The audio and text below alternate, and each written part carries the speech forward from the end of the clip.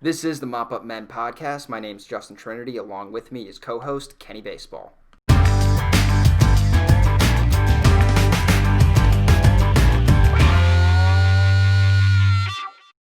So this week, the big Phillies rumor was that the Philadelphia Phillies were potentially going to shop Zack Wheeler, who was recently signed to a 5-year, $115 million contract prior to the 2020 season. He had a very good 2020 season, had a WAR of about 2.9 in the shortened 60-game season, had a 2.92 ERA. The Phillies also recently signed, obviously, Bryce Harper to that enormous contract. It came out earlier this offseason that the Phillies are not going to try to re-sign JT Realmuto, their biggest free agent coming into the 2021 season. Now, we can go back to the Phillies as the 2009, 10, and 11, really great powerhouse in the National League East with guys like Chase Utley, Roy Halladay, Cliff Lee, Cole Hamels, Ryan Howard, Jimmy Rollins, all those kind of guys. They had that great core of players. And then 2014 rolled around and they started to rebuild.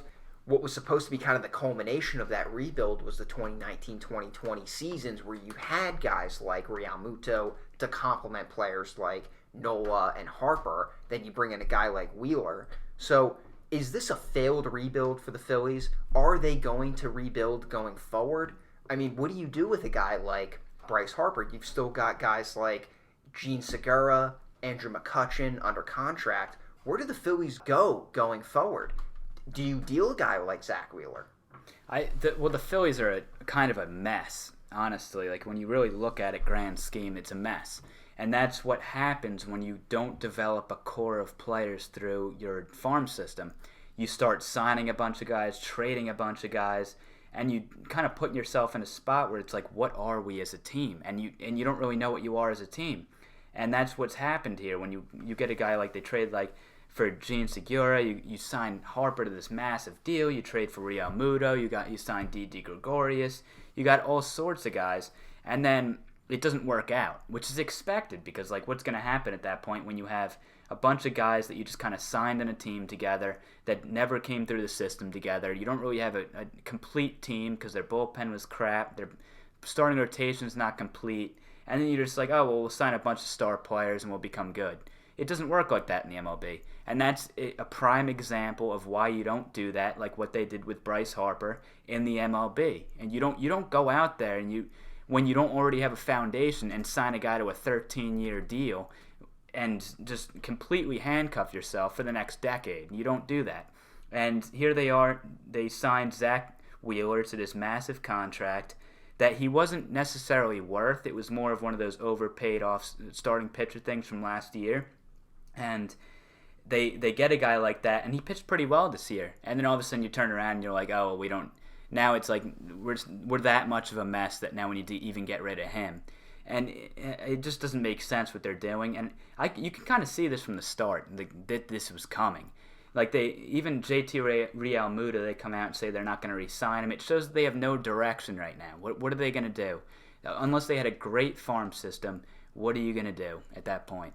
Yeah, it was kind of confusing because I didn't think that they built, like you said, enough of a core up for them to, really add guys like Bryce Harper and Gene Segura, bring in a Gregorius, add a McCutchen, add Zack Wheeler, bring in David Robertson. Like, they had Rhys Hoskins, who was a nice player. They had Odubel Herrera, who had, a good couple seasons. Then they signed him to an extension. Turns out that Odubel Herrera sucks, and then they end up getting rid of him. I don't even know what team he played on this year. I mean, he was just trash. I don't even know why anybody thought he was good. Ridiculous batting stance, but I digress. yeah, what a train wreck. But I digress. It's one thing to rebuild and just, kind of tank like they did, try to get big draft picks. Like the Astros did it right. Yeah. I hate the Astros, but they did do a good job drafting guys. They got Correa, they got Bregman. The Phillies, with their number one overall pick, and I think it was 2016 or 17, I can't remember exactly, they bring Mickey Moniak in. He made his debut either this year or last year. He's terrible. Yeah, they do it all wrong. You can't miss on these guys. They've done it all wrong. And if anything this decade that you can learn as a GM of the MLB is that you learn that you need a foundation of your team before you go out and sign guys. And if you don't have that, you're not going to win. Even the Yankees have proven that. But especially you've seen that with the Astros, the Rays. You've seen that with plenty of the Cubs. Plenty. Like, what team wins a championship that you don't look back to and you see they have a core of guys that are homegrown that they brought on their team that they've been able to win a championship? You don't see that in the MLB very much anymore. And that kind of goes back to what they've done, what like the whole league has done in general with the whole luxury tax going back to like the early 2000s, late 90s. It's kind of caused that to not be as advantageous to just go out and sign a bunch of guys anymore. Mm-hmm. And that was kind of the Yankee tax if you look at it that way, because the Yankees have always had a core whenever they've won, but that was like a thing where it's even if the Yankees weren't good enough, they would go out and get certain guys and become good enough. And the MLB didn't want that anymore, so they kind of created this luxury tax that has kind of made it less advantageous for you to just go out. It disincentivized paying a guy $30 million to make your team a playoff team. Yeah, it's like, oh, we'll go out and sign Bryce Harper. We're all of a sudden going to become a championship team. It doesn't work like that. I mean, not only it doesn't have anything to do with the luxury tax, but you're looking at Bryce Harper as the guy to become the foundation of your team when you do that. And if you don't have other young guys around you and other pieces that are like a part of that core that are going to be around you, it just doesn't work out.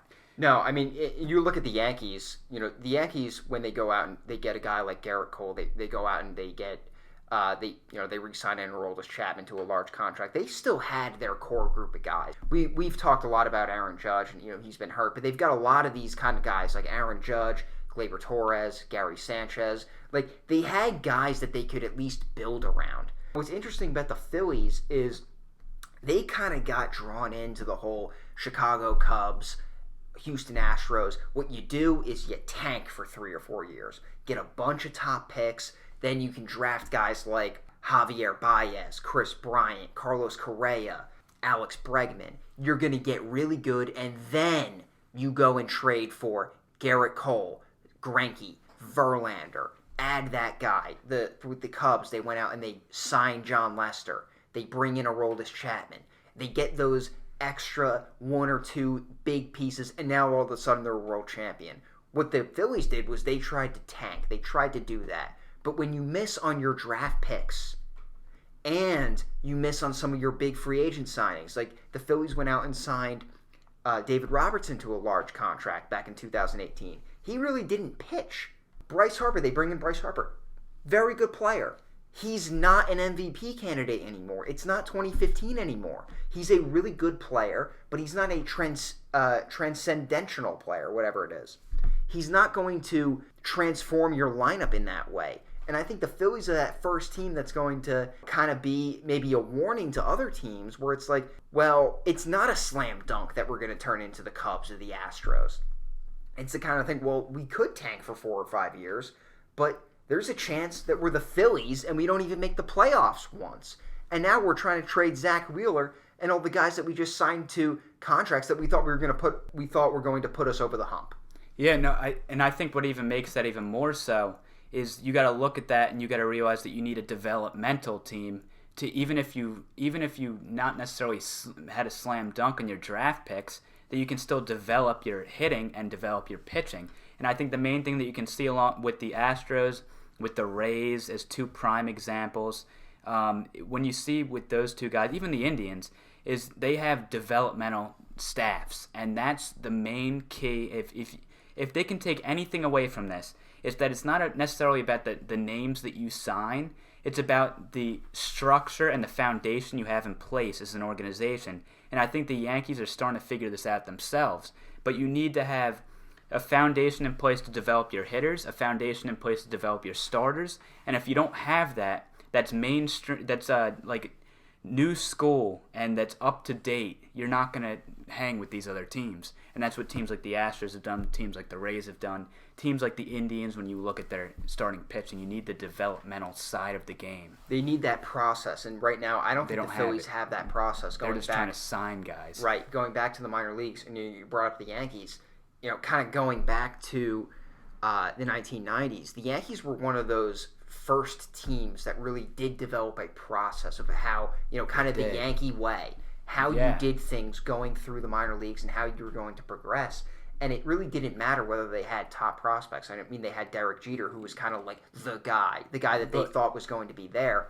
But even guys that weren't big prospects, Andy Pettitte, Jorge Posada, Bernie Williams, Mariano Rivera. It was kind of awesome. the Yankee way. If you got to the major leagues with the New York Yankees, you were a special player. Because you got through their process and they had enough confidence in you to play every day at the big league level. And for teams, I think that is the goal. You mentioned the Indians. The Indians do this better than anybody when it comes to pitching. The Cardinals are another team that do it very well.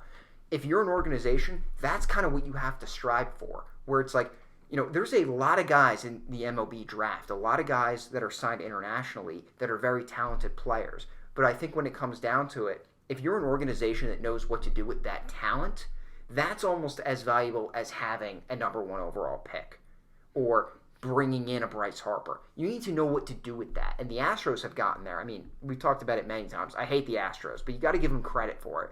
They know what to do when they get players. Yeah. You can bring up name after name. You can bring up a guy like Garrett Cole is one. You can bring up a guy like Charlie Morton, Ryan Presley, a few other guys as you go along the line with pitchers. Even Justin Verlander comes onto their team and they become immensely better.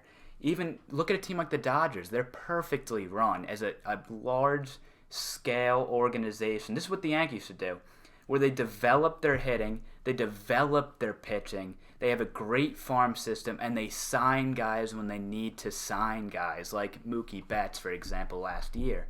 So they have everything in place that's almost perfect because they brought a Rays guy in to their front office. Andrew Friedman. And that's what the Red Sox are doing now. They brought Kyle Bloom. They brought him in, and that's what they're trying to do now. So they went from the Dombrowski thing with the Tigers, where you just spend big and win a championship, to now they're bringing in the Rays way kind of thing, which is the new school way of sustainable winning, and that's what the Red Sox are trying to do. And I actually believe the Red Sox are going to become good over the next decade. They're going to be very good. Yeah, no, I think the Red Sox are going to be in a very good position come 2022, come 2023. And, you can go back and you look at the A's with Moneyball, going back and looking at on-base percentage being the big thing.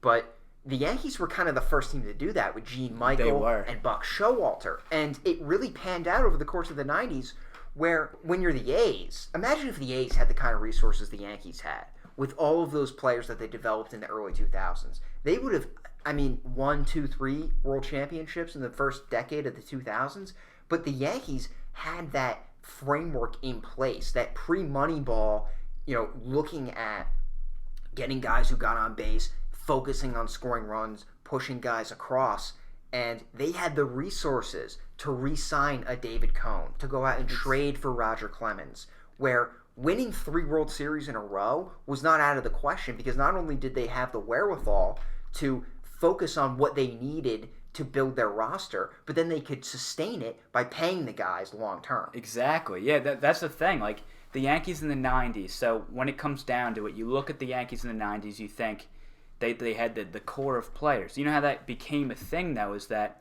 we'll bring it back to Stick Michael and Buck Showalter. Those are the 2 guys that created the Yankees' entire system in the 90s. And that was only possible because George Steinbrenner got suspended in the early 90s. Mm-hmm. And he was all about trading, signing guys to the big deals. He pretty much what the Phillies are doing right now is what he was trying to do, while they had 2 guys underlings like Showalter and Stick Michael saying, no, this is actually how you have to win as a baseball team.